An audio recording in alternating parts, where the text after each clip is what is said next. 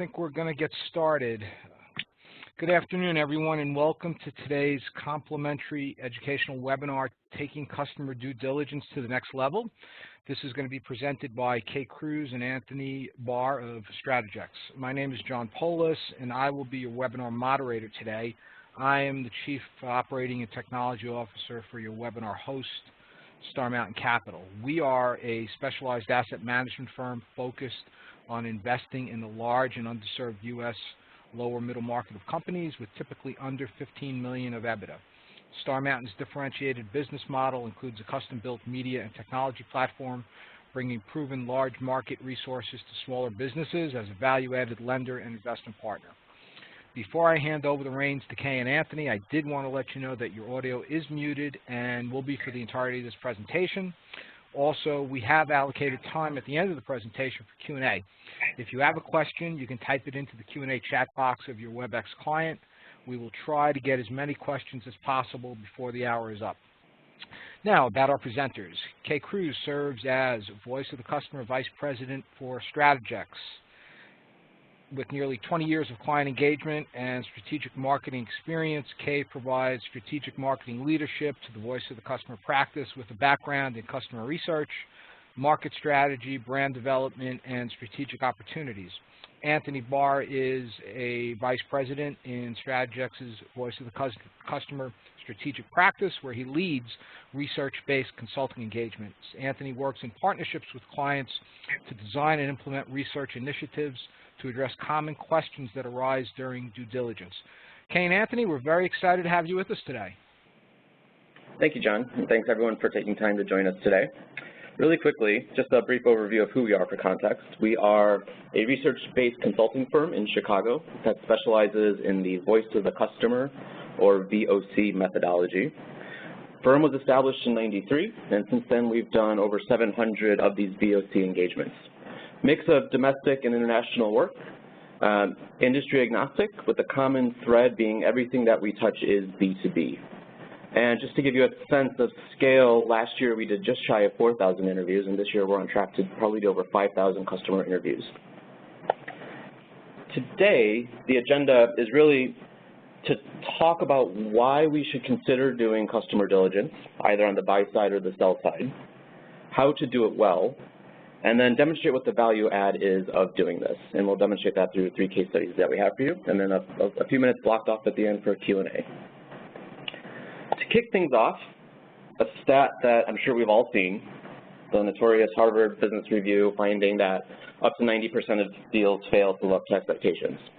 But I think what's really interesting is that we don't always ask ourselves the next intuitive question, which is why. Why are failure rates so high? You know, we often hear integration, but what does that mean?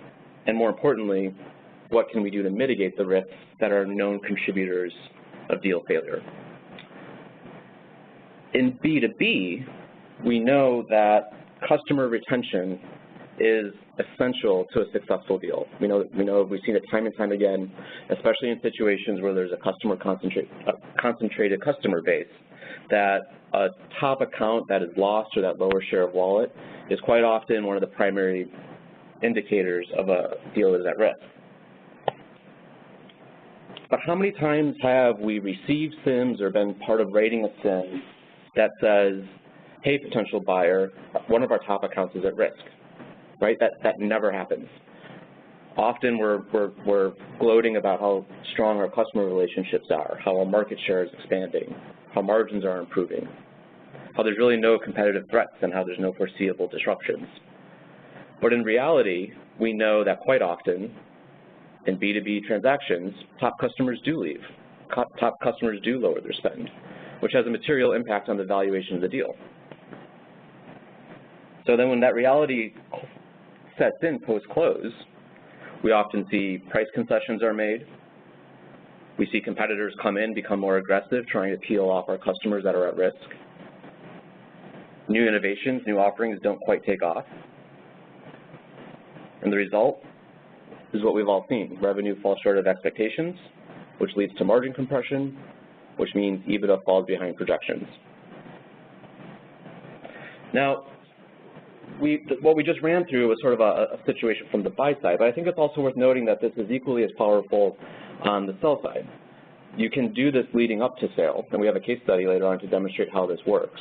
But when we go through this, we're not picking just on buy side diligence. We also see value in doing this leading up to sale as well. So if you buy into the premise that customer retention, customer concentration, margin compression, these are all risk factors, then we have to ask ourselves, does our due diligence uncover the red flags that can lead to situations like this? Does the due diligence we're doing today answer the question, how loyal are our top customers? Does it tell us what our competitive advantages and weaknesses are? Does it tell us what our future growth outlook looks like and how we can adapt new innovations? Odds are the answer to that is no. And if you say no, you're not alone, because we also find that McKinsey publishes the stat that 40% of due diligence is often considered inadequate. Right? We're not always answering the questions that we need to answer. We're not always mitigating those risks that we know contribute to failed deals. And I think part of the reason for that is that most of the customer diligence that's being done today is pretty limited, right? We're reviewing contracts. We might have a panel of experts we reach out to. We may even go so far as engaging directly with customers, but when we do, it tends to be short and cursory reference checks that are done internally without third-party validation. And we see that a lot of this work is done through online surveys, which we can have a whole webinar on the pitfalls of online surveys, but we know the response rates are very low, the quality of the data is questionable, and we're not really getting the qualitative insight that we need to address the objectives. So we think there's a better way of conducting customer diligence, and Kay's going to walk us through what that looks like. So when we look at best practice for customer diligence, we start with the basics of where do we start? And typically most of the groups that we work with start with some kind of commercial due diligence. The market sizing approach tends to look at basically the growth of the category, might look at some industry trends or category trends. It might deal with who are the competitors and how much influence do they have. As Anthony mentioned, there may be a few customer insights, but as a general rule, most of that commercial due diligence is driven by secondary research that's pulled together from large reports, large customer concentration studies that have been done by industry research experts. So when we look at customer due diligence as a separate animal, basically what we're able to do, again through a third-party validation, is really try to identify the strength of the relationship. Are there any accounts at risk? In other words, are they going to be stable? Look at what customers would expect relative to how do we retain those customers. What does the account have to do? What does the target company have to do to make sure those customers stay with us? What's the share of wallet? Importantly, how does the company rank? What is their growth outlook? So in essence, what we do is we kind of do the old Venn drawing here. We try to look at insights that will drive and make the commercial diligence better, things that the commercial diligence alone can't really uncover and can't really identify. So when we look at best practices, how do we do it? Certainly from the standpoint of interviewing. We do one-on-one interviews, phone interviews, that are relatively lengthy in their content. We position it as a customer satisfaction study. There is never any mention of a pending deal. So again, we ask that the seller sponsors the fact that they have hired us to do this study on their behalf so that we can end up having engaging phone conversations with their customers. Engaging conversations that will last anywhere from 15 to 20 minutes on up to 30. We don't do and don't recommend static web surveys because we find that the web survey results are reaching into the single digits and lower. So we want to look at both, importantly, the qualitative questions, what do we need to be finding out, but we also want to put in how do we quantify those qualitative issues. We want to do some very, very deep probing and understanding what's going on. Now, in the diligence world, there's a fast track. We know as a general rule, company and buyer and seller have to get pretty comfortable with one another, certainly from the financial standpoint, the legal standpoint, and oh yeah, by the way, we better start looking at the customer side. So we want to make sure that we have a very accelerated timeline. Traditionally, we're in that last portion of the relationship building.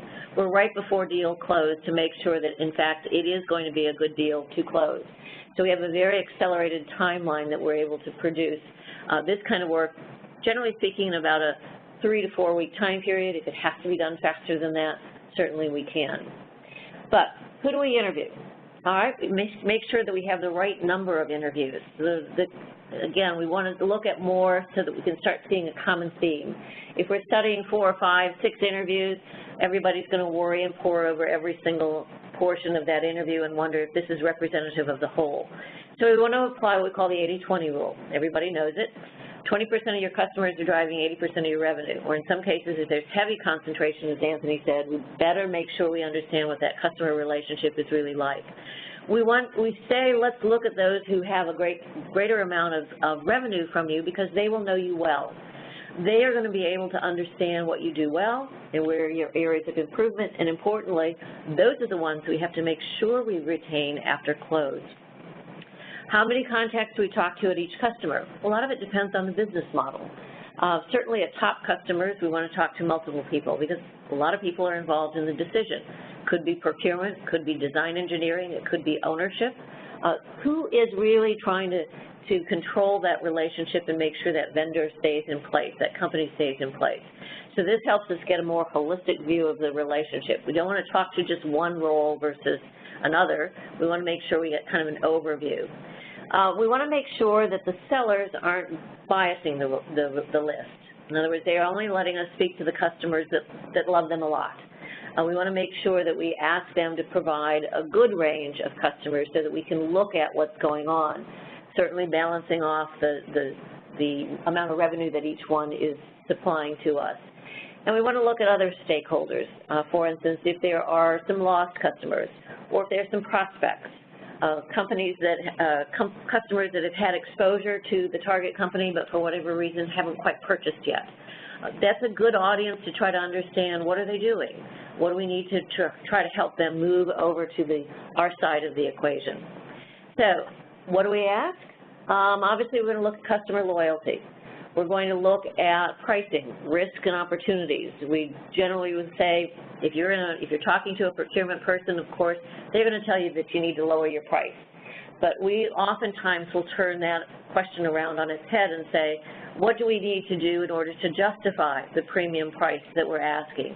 What value does the company need to provide in order to make sure that their pricing can remain where they would prefer to have it? Competitive benchmarking, very important. What do we do well? What do our competitors do well? Customers of a target company are very willing to share that information with a third party, probably not as willing to share it with the actual seller himself or herself. Looking at certainly market trends, unmet needs, certainly looking at innovation. Where are there other opportunities going forward? The value of this particular kind of conversation lets us dig deeper into the relationship to understand what do we need to do to become a better partner? What do we need to do to help you grow your business so that we in turn grow ourselves? And certainly looking for prioritizing these areas of improvement that we'd want to have. So how do we do it? We measure it with a Net Promoter Score. I guarantee every single one of us that's on this conference line today has experienced the Net Promoter Score. On a scale of 0 to 10, how likely would you to recommend this company to a friend or a colleague? In the consumer world, it's starting to get kind of weak. We generally find that no one is going to answer it unless you've absolutely surprised and delighted the consumer beyond all belief, and maybe they'll give you a 9 or a 10 or maybe an 8. Pretty rare, hard to get consumers to respond. Conversely, if they have had a hateful experience, absolutely, positively, they're going to respond right away. Sloan tells us, as well as a lot of other research, that satisfaction drives loyalty, loyalty drives market share. We know that customers are going to be willing to buy from a B2B customer more frequently if you make their life easier, AKA satisfaction and loyalty, certainly from that standpoint. So we calculate it. A lot of us have experienced it, but we never know how you do it. We take the percent of people that give us 9s and 10s, and we subtract the percent of people that give us 6 and below. And of course, everybody says, well, wait. 8's a good score. 7's pretty decent. What's going on? Why don't we count those? Well, we don't count those because, in essence, they're somewhat satisfied but not necessarily loyal. They tend to want to try to shop around, particularly if there's some issues. Promoters are the individuals within your customer base who are extremely loyal. They are repeat purchasers. They're easier for you to service because they likely would recommend you to others. They're willing to pay a little more because you make their life easier. Conversely, on the flip side of the table, the detractors, a lot of negative word of mouth, difficult to service, always unhappy, certainly presenting a very high risk of leaving. Oftentimes we'll ask, well, should we talk to lost customers? If you have customers that we're interviewing that are giving you a 2 or a 1 or a 0, they're virtually out the door. They're ready to jump ship as soon as they possibly can. So what do we do with these scores? How do you gauge whether you got a decent score or not? And importantly, in our world, in the B2B world, we generally will say if you have a 35% net promoter score or above, you probably are gaining share. You're growing probably 2 to 3 times faster than your industry peers. Somewhere in the range of 15 to 35, kind of maintaining. Basically, you're gaining an account and perhaps losing an account, certainly from that standpoint. But when we look at less than 15, obviously, we find that your detractors are 2 times as likely to lose. Certainly from our standpoint, when we look at high net promoter scoring companies, certainly they can sustain a price premium value. So net promoter scoring, though, is one element. It's not an end-all to be-all. It's a benchmarking tool that we use, importantly, to balance off what we call a triangulated approach. Yes, we look at net promoter scores, but if you're only measuring a net promoter score, you're losing a lot of valuable information. We want to understand the customer experience. What do they love about you? Where are the areas of improvement? We want to benchmark that on a scale as well. We want to look at how you compare competitively. What are the issues going on from a competitive standpoint? How do you perform versus your competitors? Where do you lead and where do you lag? Where do customers excel where we should actually be emulating some of that critical characteristics or behavior? So that triangulation basically enables us to come up with a very effective way to distill all of our results. We look at the findings, tie those to the objectives. We basically ladder the findings into some insights, make recommendations, and certainly back it up with customer commentary. We arrive at conclusions based on what we're seeing quantitatively from customers.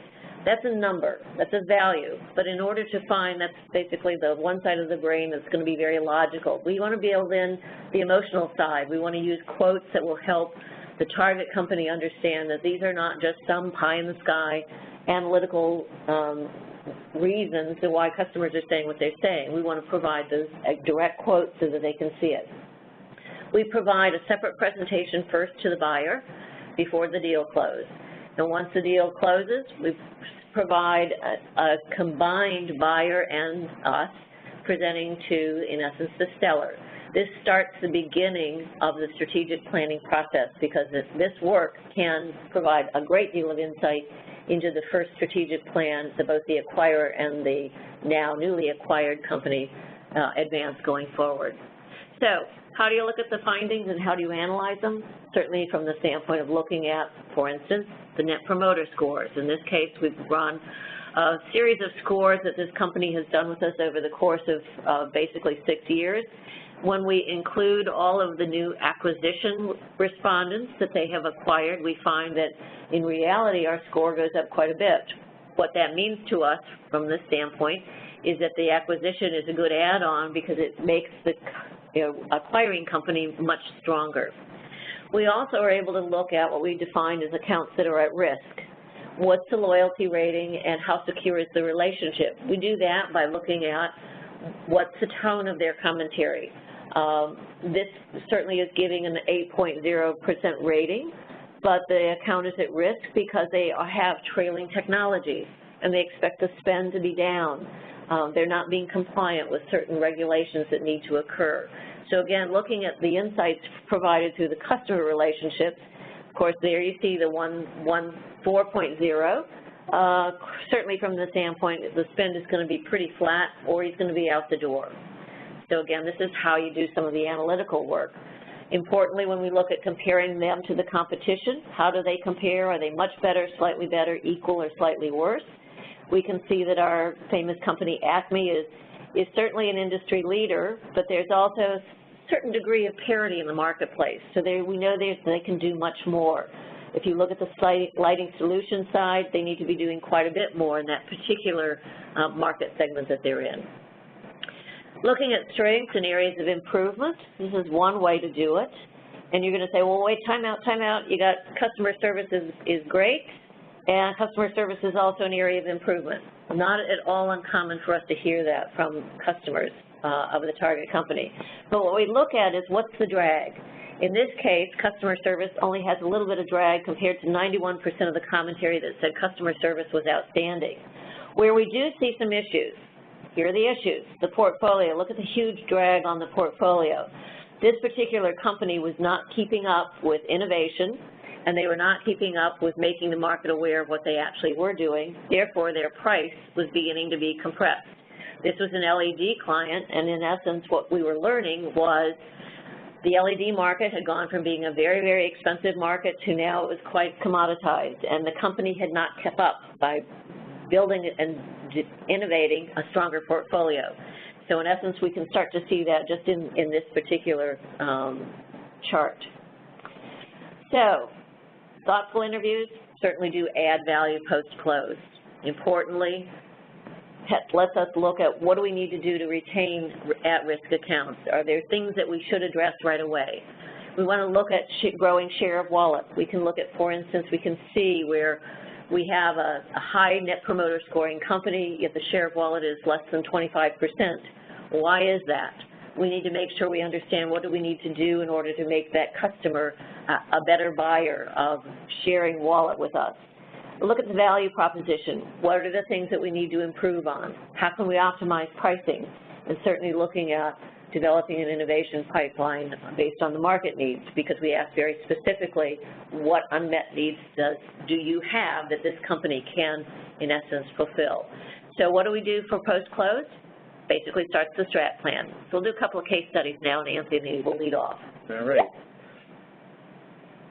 So the methodology that we use, voice of the customer, we've been talking a lot about that value it adds in the diligence phase, but it's also a pretty effective management tool throughout the duration of the holding period. So what often happens is we do a customer diligence baseline project.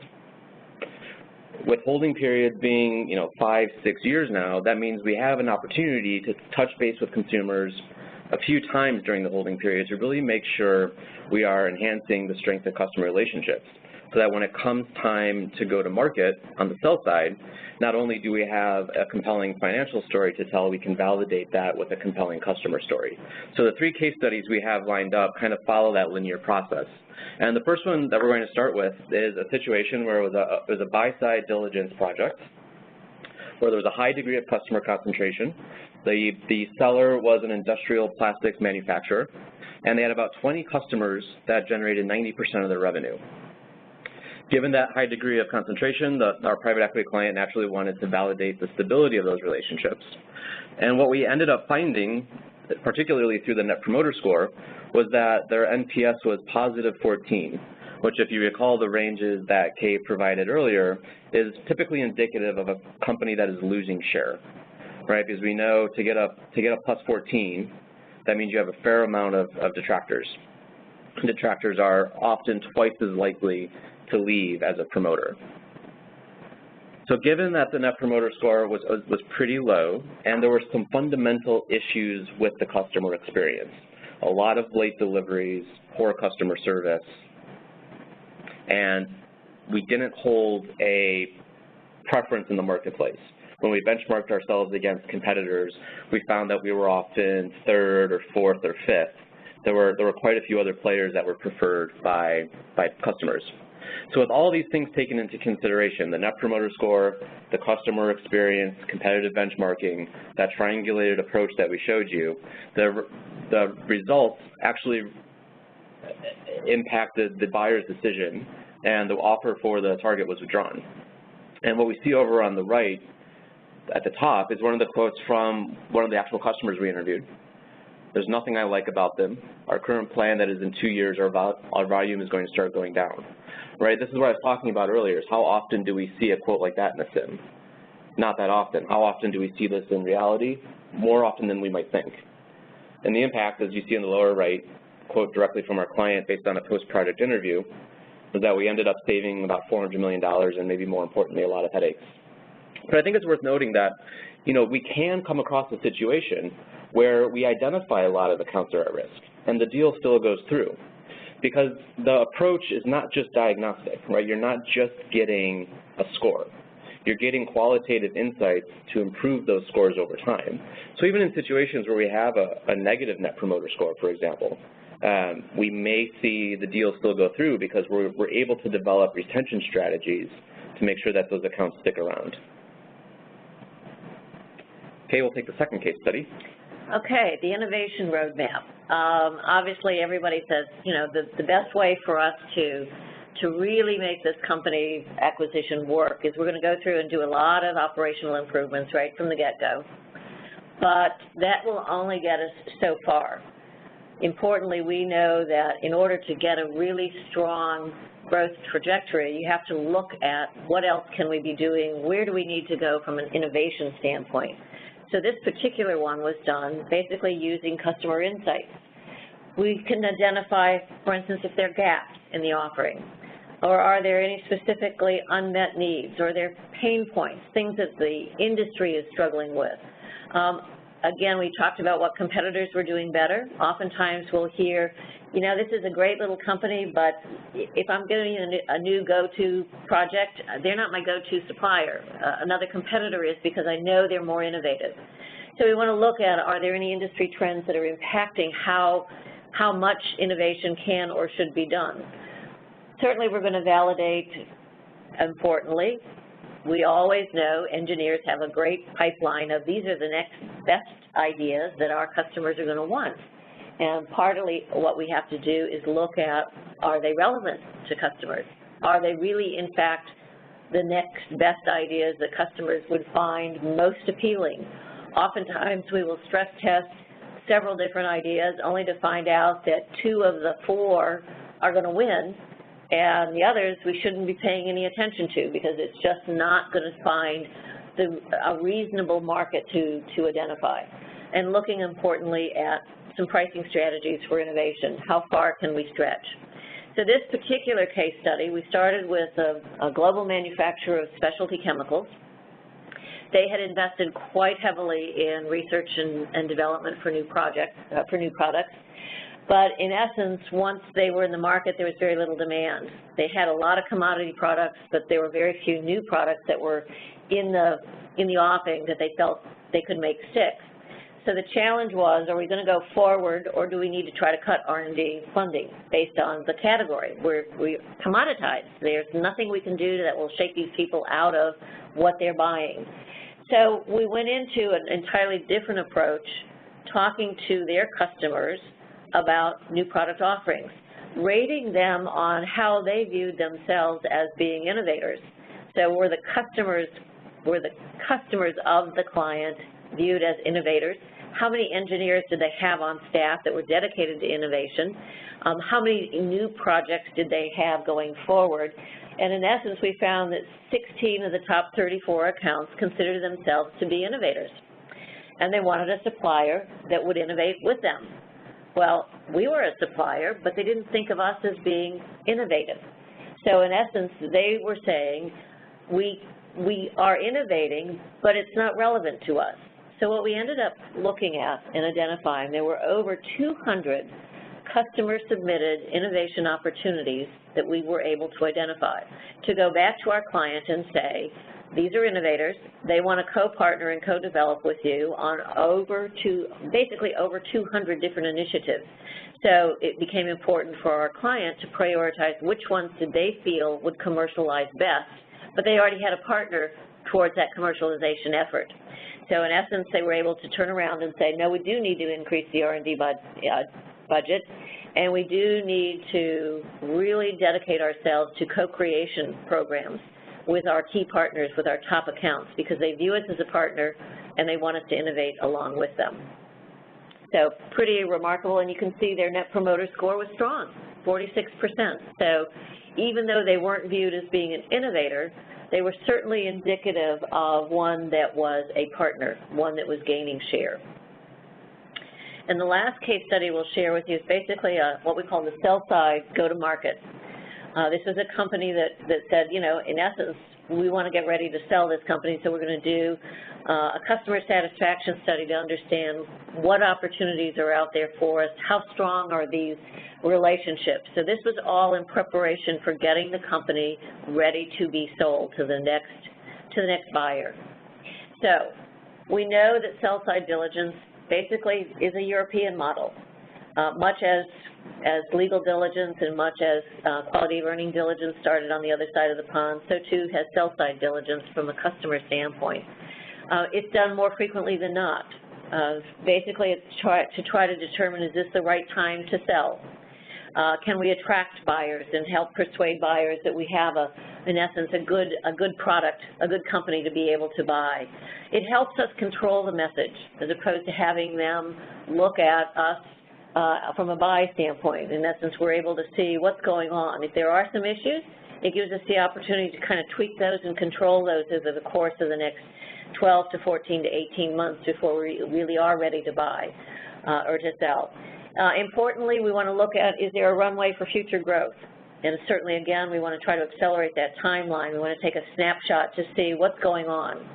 In this case for us, in the case study, the manufacturer and distributor of industrial carpet. Now, look in the top right-hand corner. Net Promoter Score is off the chart. It's at a plus 80. Certainly gaining share. One of the things that the PE client was looking at was it's time to sell. We think we've gone about as far as we can go with this, but we also want to make sure that we leave enough on the table that the next buyer will feel that it's a strong company to buy. Certainly from the standpoint of another private equity group was interested, but they felt the value was too high. So how are we going to try to justify the value multiples that we're looking for? So certainly from our standpoint, we looked at the Net Promoter Score and said, wow, this is a plus 80s company, certainly strong. They have great fundamentals, performance numbers on their fundamentals, quality, on-time delivery, all of those issues, technical support, customer support, all of those were high-rated numbers. There were a few quality issues, but certainly nothing that was off the chart. And certainly from the standpoint of one of the things that we wanted to look at was what's the next runway? What else do they have to enable to grow them to grow? We basically had isolated a number of new products. Basically, there were about 4 new products on the drawing board, and we validated. 2 were off the chart wins. Absolutely, positively, they were going to excel. A third was, yeah, it's interesting, but the other 2 are much, much better. And the 4th was, not going to make it, just not very interested in it. What we ended up being able to provide was that, yes, there was runway, and yes, importantly, it was worth the price. So the validation was documented, and as a result of the findings, both the buyer and the seller became comfortable with the validation, became comfortable with the multiples that they were willing to pay. Importantly, we've checked in basically about a year later. The buyer is extraordinarily happy. The numbers are still going up. The new product sales are advancing. And importantly, this was a win-win on both sides of the equation, which is exactly what you want to have when you're starting to do a go-to-market kind of planning strategy for companies that need to move out of your portfolio and go to the next buyer. So with that, we'll open it up to some questions. All right, great. That was a fantastic presentation, Kay and Anthony. We really appreciate that. We have a couple of interesting questions. I think some of them will extend out. So the first question we have is, don't many sellers consider customer access to be mostly opening negative information? What if they won't support the customer satisfaction approach? One of the things that we balance out is we're going to look for strengths as much as areas of improvement. We want to, in essence, we want to document what is going well with the company, so that we know that we've got a justifiable reason behind the asking price, paying the asking price. So in essence, because this is a satisfaction study done on behalf of the target company, we will always say we're going to leave these results ultimately in your hands, because this is a way for you to help your company grow. If there are concerns, for instance, if they say, oh no, you're not going to talk to any of our customers at all, that's a red flag. That says something's going on here. Why can't we talk to some of the customers, particularly if the seller is the sponsor of the study, aka letting the customers know that they've asked us to do this on their behalf. Not that they're paying for it, that always is usually on the buy side, but certainly from the standpoint of saying, we want you to talk to our customers to understand what we're doing well and where there are areas of improvement. So we try to balance it out. Yeah. And we get, it's interesting, even if sellers don't necessarily want us to talk to their customers certainly want to talk to them, right? We get about a 75–80% response rate. So customers are eager to share their feedback because they know it's in their vested interest, right? The hope is that they're going to take time out of their day to share feedback on how their experience can be improved. So even if there's hesitation on the seller's part, I don't want to bother my customers, I don't want to have one more touch point with them, this is one of those instances where they're often happy to do it because they want to give us that feedback. Sure. So in general, how is this methodology, your voice of the customer methodology, different from other types of methodologies in market research? So I think a lot of what we see from a customer perspective is done with web surveys. And we touched on this earlier. Web surveys, the response rates are now in the single digits, 10% if you're lucky. But then more concerningly, when you're doing web surveys, you have to ask yourself who's actually responding. And it tends to be the ones, kind of as Kay alluded to, that are really, really happy with you or really, really upset with you. So you get a very polarized set of feedback.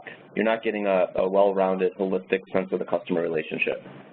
The other pitfall is that they tend to be very heavy on quantitative findings, which are helpful, right? We certainly need statistics. We certainly need empirical measurements to give us a sense of where we stand today. But when doing this type of work, where it's not just about knowing where we are, but how we can move forward, that's where we tend to find qualitative insights lend just as much, if not more, value. And you just don't get that with web surveys. You can have people respond to an open end, but you'll get 1 or 2 sentences at most. When you're having a dynamic phone conversation and you pose a question, customers can talk for 5 or 10 minutes on a single topic. So I think it's the response rate combined with just the higher quality insights. Yeah, only other element to add to that is when we are, for instance, when we are doing the interviewing as a third party, and we're not mentioning the transaction, that gives us kind of a level playing field of understanding what's going on. Mm-hmm. If the private equity firm or the buyer is doing the interviewing, they pretty much have to reveal that there's a transaction, obviously just from the standpoint of their methodology. That transaction can be, the fact that it's known now to the interviewee can taint the deal. We've had one situation, for instance, where the company that was the acquirer went out and talked to all of the top customers. And literally, after they closed, because it looked like everything was perfect, one of the largest customers said, okay, now that you're here, I want a price concession. And of course the acquirer said, whoa, whoa, whoa, whoa, whoa, you didn't mention any of that when we were talking. And they said, well, of course not. You've got deep pockets, they don't. Now that you're here, I want a price concession. So the value of their deal went south dramatically because they had to make that price concession because it was the #1 largest customer with a lot of concentration. So that's kind of what we always call the balancing point of why this is a good idea to do with a third party. We can get into that insight because we're going to ask more questions and never mention a transaction, which gives us the ability to triangulate around what's going on with the relationship. So how do you convince, or how do you convince the sellers to allow customers to have third parties contact them, and then how do you make sure that the sellers doesn't give you customers that are only going to talk well about them? Yeah, so a crucial step in the process is to have seller buy-in from the beginning, and also to have the research from the perspective of the customer be sponsored by the seller. And one of the best practices we have for doing this is prior to researchers getting on the phone and calling on a customer, that customer first receives an email from someone senior at the seller organization saying, hey, we're doing a customer satisfaction study. We're simply trying to find ways to better serve you. So this gets back to what we were saying earlier, where it becomes a mutually beneficial process. The customer gives us time. The seller gets feedback that's valuable whether or not the deal goes through. If it helps reinforce Q of E and other diligence and it gives acquirers peace of mind to close, great. If it doesn't, it still adds value to the seller because it gives them a nice set of account levels plans to improve relationships going forward, and next time they put themselves up for sale, it might be a more optimistic picture. We often will encourage that you put it in your LOI as an element, that it's there from the very, very beginning. It's known that it will occur only after a lot of other diligence has been done so that everybody's comfortable with one another. We find the best cases are usually where buyer and seller have been around the table enough, and yeah, it's always drinking from a fire hose, but they've gotten to know one another. And there's a feeling of a certain degree of trust at that point, a certain degree of protection relative to the customers. Certainly we're going to say, hey, we know customer relationships are your most important asset. There's nothing we're going to do to screw those up. We also know that the exposure of customer satisfaction and the relevance of the customer experience these days is getting a lot more press in the business-to-business world. So this becomes kind of a natural add-on to say the best companies are doing this level of work in order to improve customer relationships. So that feels pretty natural to customers. So again, we do it so that there's no threat. And then to the second part of the question, how do we ensure that sellers aren't stacking the deck and just giving us customers that they know will be favorable? I think the approach that Kay outlined, where it really eliminates bias, because we're saying don't give us a random sampling of customers because it may not be random. We say apply that 80-20 rule. Let's interview top accounts.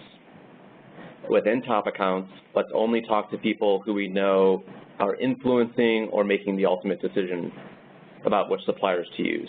So we're really narrowing it down to a pretty narrow target, and if the feedback is all great, we know it's great because it's great among top accounts and it's great among people who are making the decision about whether or not they use us. If it's not so great, again, the bias isn't there because we know the feedback is coming from the hearts and minds of those who are choosing whether they go with us or whether they go with a competitor.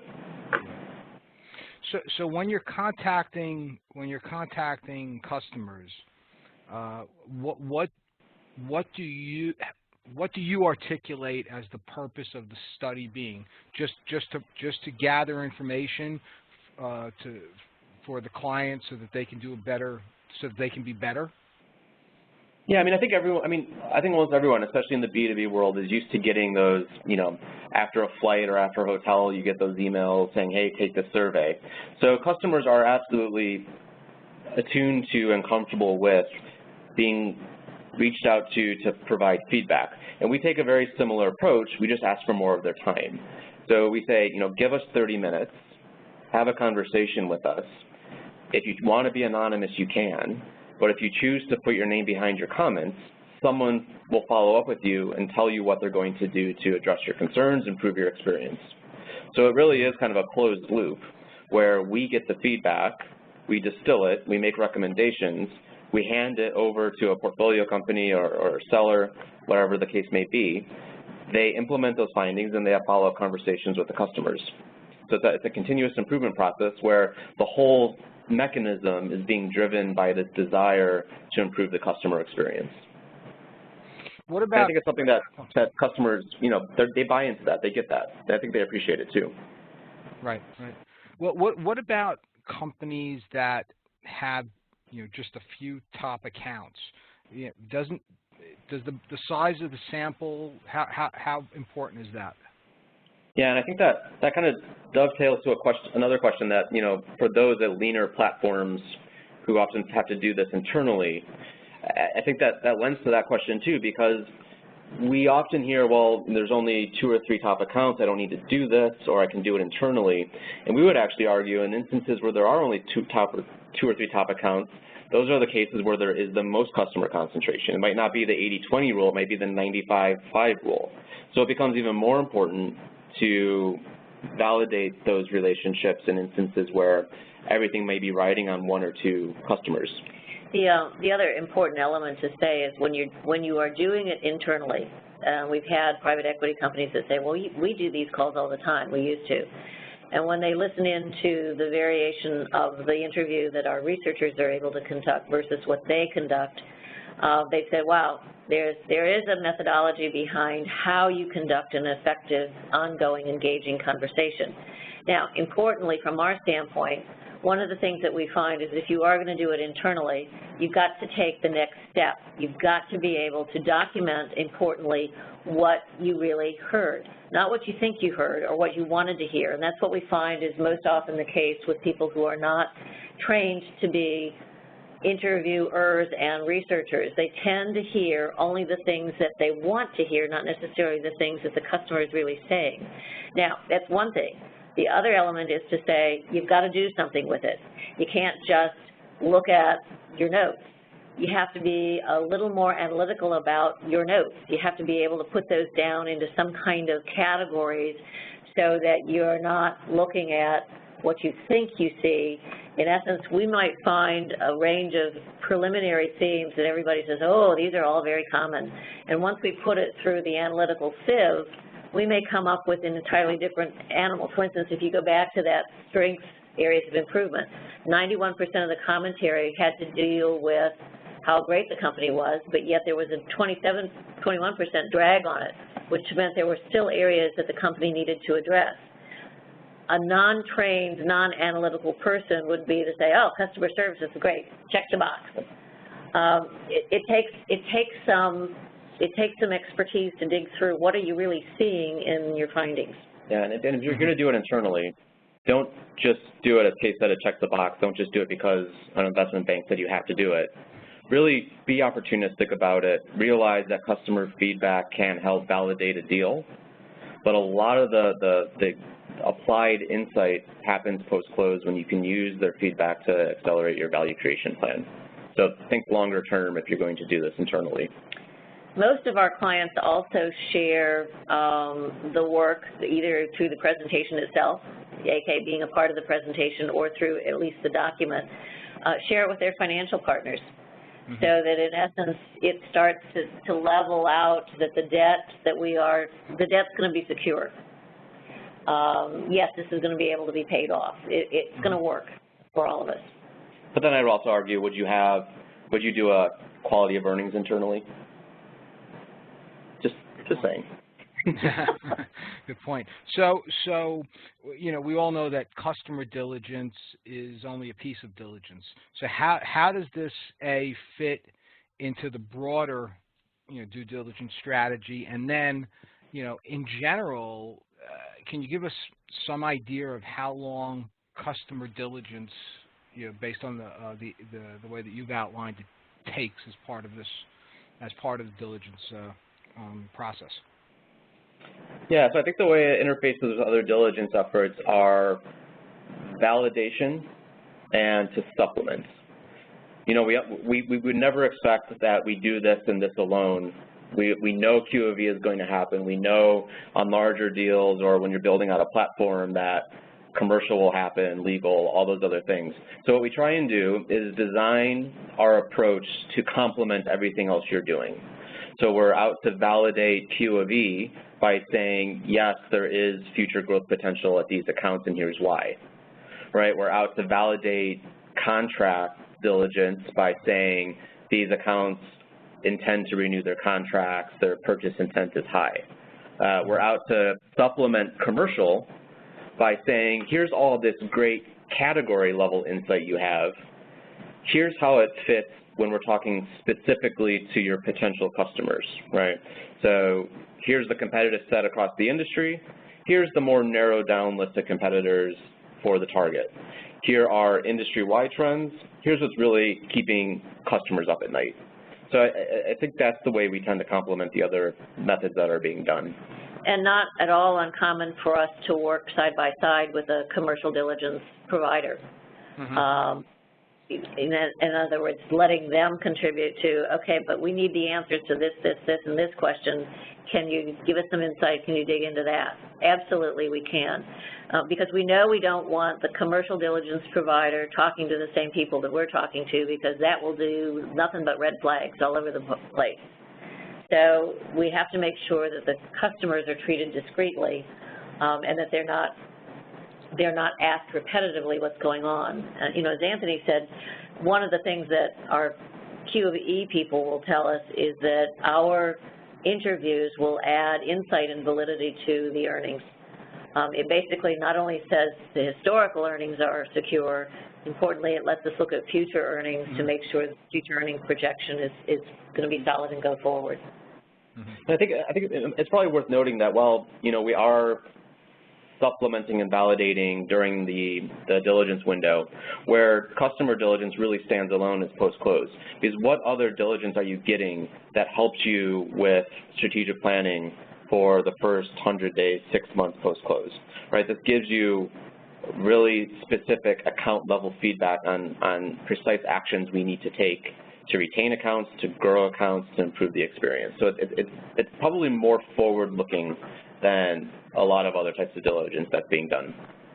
Most of our buyer clients will tell us this was a great way to become intimate with the target company's customers in a very quick fashion. Fashion to, you know, very efficient, very quick. Again, because they're looking at those transcripts. They're asking questions post-close. If there are some red flag interviews, it enables them to go to the seller to say, tell us a little bit more about the color behind your relationship with company ABC. And that lets the seller be able to set the stage, because clearly some customer interviews are red flags, and we just have to understand, is that a true reading or not? That's why we encourage multiple interviews, so that we know we're not looking at one guy or gal that was having a particularly bad day, and that tainted the whole rest of the discussion. Mm-hmm. E-listening tools that tap into the voice of the customer data. First of all, do you take advantage of them? Are they part of your process? And if so, you know, do they help you identify any insights? How does that work? Yeah, in the consumer world, absolutely, that's a very powerful tool. In the B2B world, where the decision maker and the influencers that we're really looking to talk to, they're not, you know, they might be engaged with those platforms, but they're probably not expressing, you know, or sharing content that we could use necessarily for insights. Mm-hmm. I think the preferred approach is to just engage with them directly, because it kind of goes back to what we were saying earlier, that I think the content you might scrape off e-listening, e-learning, tends to be, again, that polarizing feedback.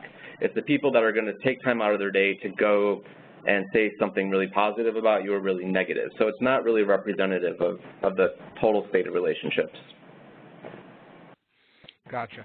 So last topic, and then we'll wrap up. We're coming up on the hour, and this has been fantastic. You know, here at Star Mountain, we place a huge focus on leadership and culture. Based on what you've learned what is the connection between leadership and culture in mergers and acquisitions?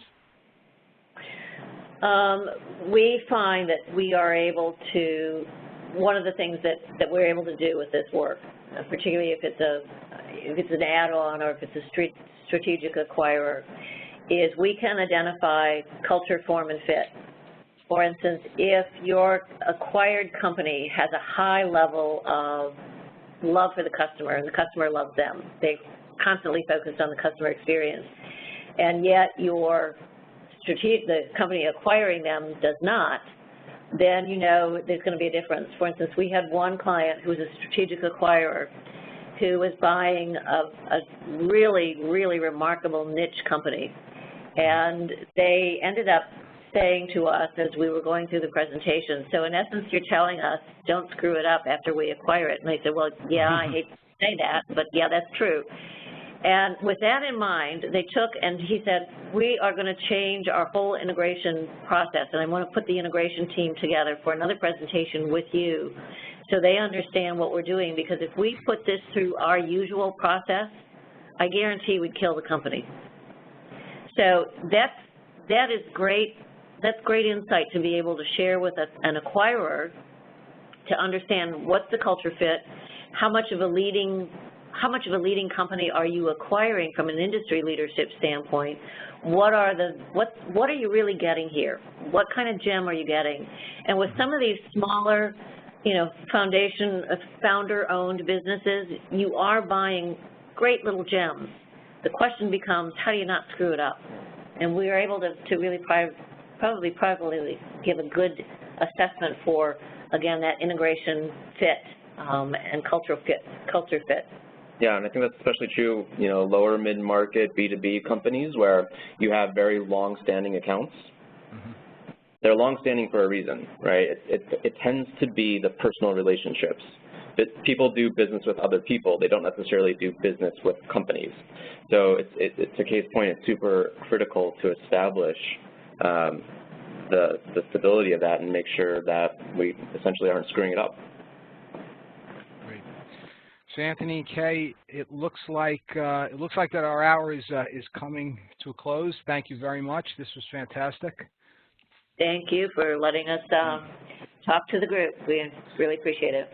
Sure. I'd like to thank everybody who signed in for the hour, and to let everybody know that within the next day or so, we will be emailing everybody a copy of of Kay and Anthony's presentation, along with a link to a complete replay for this webinar. And should anyone have any further questions, there's Kay and Anthony's contact information. If they have any feedback about this webinar, please feel free to email them to us at webinars@starmountaincapital.com. And please check our events page on starmountaincapital.com website for future webinars and podcasts. Anthony, Kay, again, thank you very much, and hopefully we'll do this again soon. All right, thanks. Thank you all. All right, bye-bye. Bye-bye.